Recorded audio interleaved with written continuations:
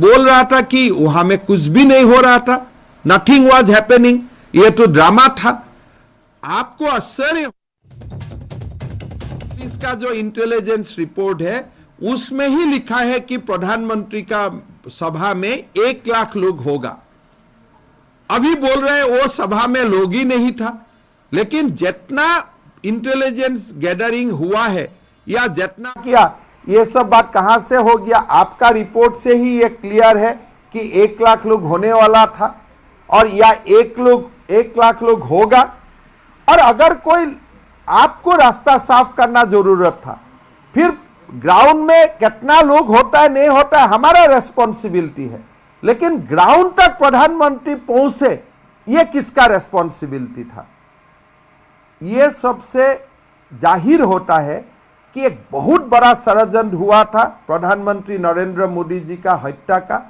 प्रधानमंत्री जी को हत्या करने का खोला साजिश रचा गया और इसमें कांग्रेस पार्टी पूरा इन्वॉल्व है।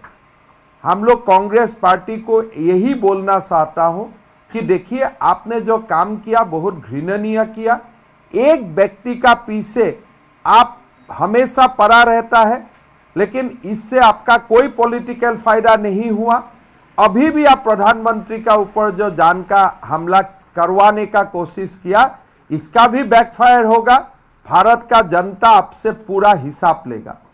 तो मैं यही आप लोग को ये बोलने के लिए यहां निमंत्रण किया था कि जो ये स्टिंग ऑपरेशन हुआ और एसएचओ और डीएसपी का जो बयान स्टिंग ऑपरेशन में आया, मेरा लगता है उसका बाद पंजाब का मुख्यमंत्री को गिरफ्तार करना चाहिए। CM of Punjab should be arrested for the conspiracy to kill the prime minister of the country. यही मेरा डिमांड है, मैं यही बोलना चाहता हूं। आप लोग का कोई सवाल है तो आप लोग कर सकते हैं। एसएफजे की तरफ से जो प्रोस्क्राइब खालिस्तानी ये है, उनकी तरफ से दिल्ली के कई वकीलों को धमकाया जा रहा था कि इस मुद्दे को ना उठाइए। इस पर आप क्या? देखिए, ये पूरा आप साजिश का जाल देखिए।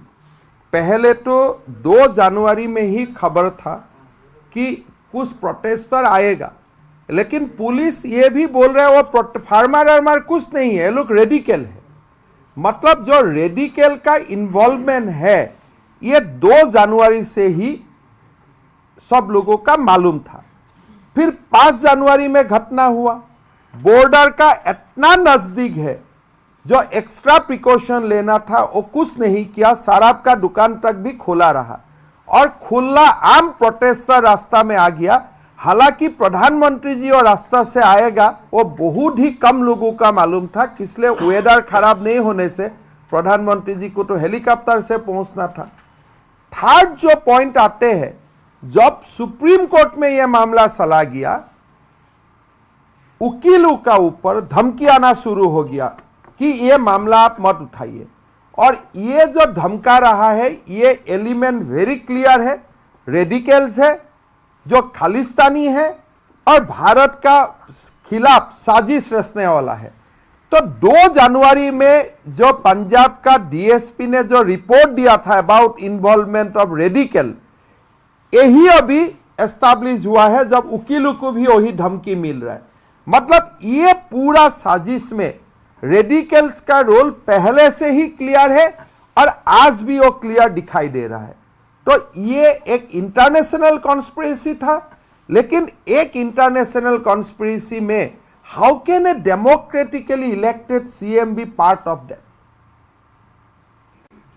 ये सबसे बड़ा प्रश्न होता है कि आज मैं मुख्यमंत्री हूं, अगर मैं साजिश करता हूं कि देश का प्रधानमंत्री असम में आएगा तो मैं उनका मर्डरस अटेम्प्ट में मैं भी एक डायरेक्टली और इनडायरेक्टली मैं भी साजिश रचूंगा, तो देश क्या चल सकेगा? Sitting in a high office of chief minister, how can be you be part of that conspiracy? हाँ, अगर काल प्रधानमंत्री मुख्यमंत्री कांग्रेस का हो, प्रधानमंत्री बीजेपी का हो, मुख्यमंत्री बीजेपी का हो, प्रधानमंत्री का कांग्रेस हो, that political difference doesn't give you license to conspire to physically eliminate person like prime minister। अभी तो आप किसी को भी आप एलिमिनेट नहीं कर सकता है। और प्रधानमंत्री जी का एलिमिनेट करने का जो आपने साजिश रचा, ये तो अकल्पनीय है। और रेडिकल ग्रुप का इन्वॉल्वमेंट जो आप बोल रहे हैं, अभी तो क्लियर इमर्ज कर रहा है कि ये पूरा रेडिकल्स वेयर इन्वॉल्व।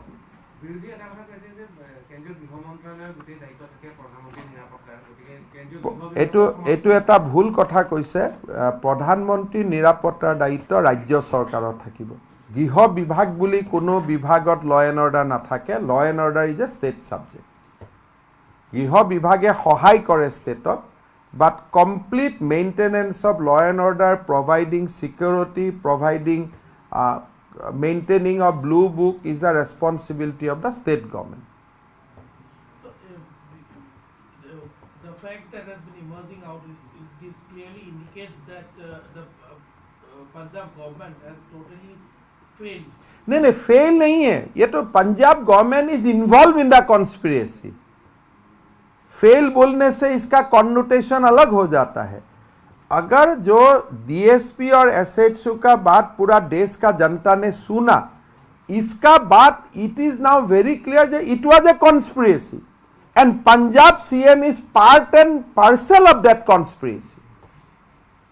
अरे भाई, ऐसे हो सकता है कि डीजीपी भी प्रधानमंत्री का काफिला में नहीं है, चीफ सेक्रेटरी भी काफिला में नहीं है, और आपका भी कोई नजदीक वाला लोग का कोविड हो गया, किसका हुआ है वो नाम आप नहीं बता रहा है।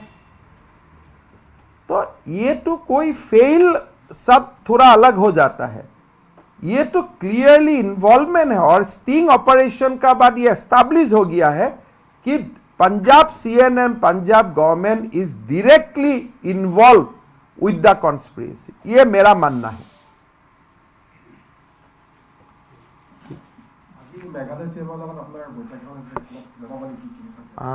অসম আৰু মেঘালয়ৰ আমাৰ সীমান্তত 12টা জাগাত ডিসপিউট আছিলে।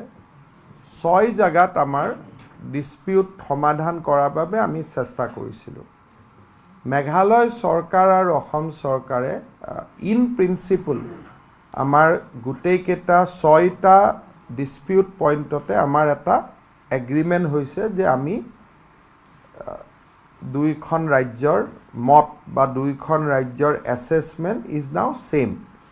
কিন্তু এই বিষয়ত আমি অসমৰ বিৰোধী দল আৰু অসমৰ বিভিন্ন সংগঠনসমূহৰ লগতো আলোচনা কৰিব লাগিব। আমি যেটো মীমাংসাত উপনীত হলো 18 তাৰিখে আমি বিধানসভাত থকা বিৰোধী দলসমূহৰ আমি এখন বৈঠক আহ্বান কৰিম, আৰু পৰৱৰ্তী পৰ্যায়ত বা সিদিনাখনেই আমাৰ যেটো অঞ্চলত ডিসপিউট, সেই অঞ্চলত থকা নিখিল ৰাভা ছাত্ৰ সন্থা, বিশেষকৈ গোৱালপাৰা কামৰূপত যেহেতু বৰ্ডাৰত বহুতখিনি ৰাভা ব্যক্তি আছে, তাত বড়ো লোক আছে, গতিকে নিখিল বড়ো ছাত্ৰ সন্থা আৰু সদৌ অসম ছাত্ৰ সন্থা যি নেচৰ এটা পাৰ্ট এণ্ড পাৰ্চেল হয়, তেখেতসকলৰ লগতো আমি 18 তাৰিখে কথা পাতিম।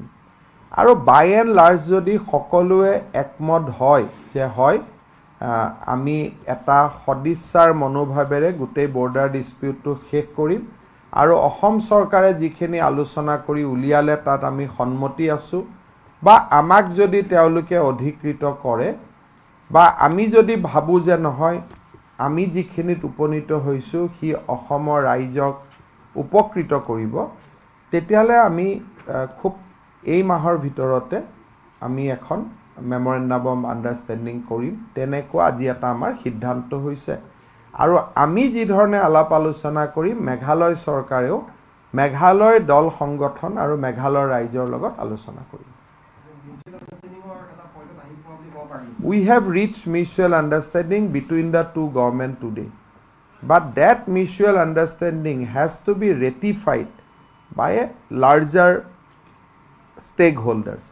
So what we have arrived today, it is only at the government level, but these are the matter where people are involved, state interest is involved, so government cannot take a decision on its own. But we have today by and large arrived into a settlement for the 6th dispute. There is a question to you as the NEDA convener. Recently, pre-poll violence has been witnessed in Manipur.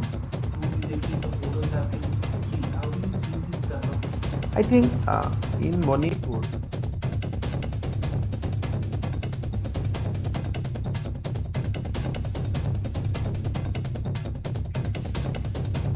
মুখ্যমন্ত্ৰীয়ে বিশেষকৈ পঞ্জাবত যি ঘটনা ঘটি গৈছিল প্ৰধানমন্ত্ৰীৰ কনভৰ সন্মুখত যি ঘটনা ঘটিছিল প্ৰধানমন্ত্ৰী যি ধৰণে ৰৈ থাকিবলগীয়া হৈছিল এই গোটেই প্ৰসংগটো নিৰাপত্তাৰ প্ৰশ্ন যেতিয়া উঠিছিল প্ৰধানমন্ত্ৰীৰ নিৰাপত্তাৰ প্ৰশ্ন এই গোটেই বিষয়টো তাত পঞ্জাব চৰকাৰৰ তাত ষড়যন্ত্ৰৰ কথা উল্লেখ কৰিছে অভিযোগ আনিছে মুখ্যমন্ত্ৰী ডক্টৰ হিমন্ত বিশ্ব শৰ্মা আৰু লগতে বহুখিনি কথা উল্লেখ কৰিছে কি ধৰণে বিশেষকৈ অসম আৰু মেঘালয়ৰ যি বিবদমান ভূমি প্ৰায় 12 এনে স্থান আছে য'ত প্ৰায় সেই স্থানসমূহ বিবদমান হৈ আছে বছৰ বছৰ ধৰি আৰু তাত কি ধৰণে বিভিন্ন ষ্টেক হোল্ডাৰৰ সৈতে কথা পাতি এই মীমাংসাৰ দিশেৰে আগবাঢ়িব এই কথাখিনিও লগতে মুখ্যমন্ত্ৰীগৰাকীয়ে জনাইছে